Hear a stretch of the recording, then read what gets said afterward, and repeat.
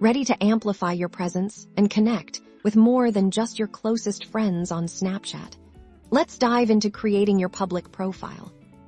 First things first, understand that public profiles are for Snapchatters aiming to share their creations and connect with a wider audience, while there aren't strict follower counts to start.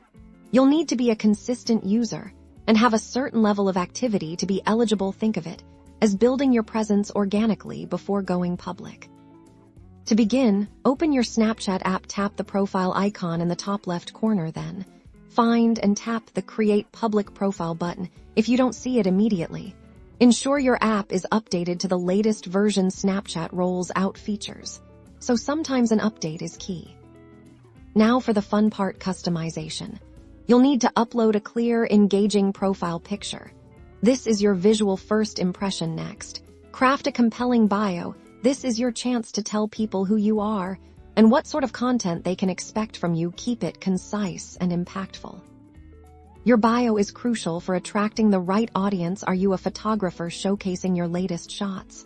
Or a chef sharing delicious recipes? Make it clear and exciting. You'll also select a display name that's easily searchable. Once your profile basics are set, start creating content. Snaps and stories posted to your public profile can reach a much broader audience. Remember, Snapchat has content guidelines to ensure a safe and positive environment. Avoid anything that violates community standards.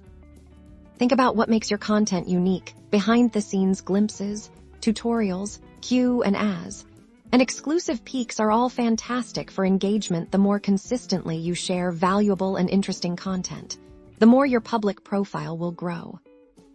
With your public profile, you're opening doors to collaborations, growing your community, and building your personal brand on Snapchat. So go ahead, personalize your space and start sharing your world.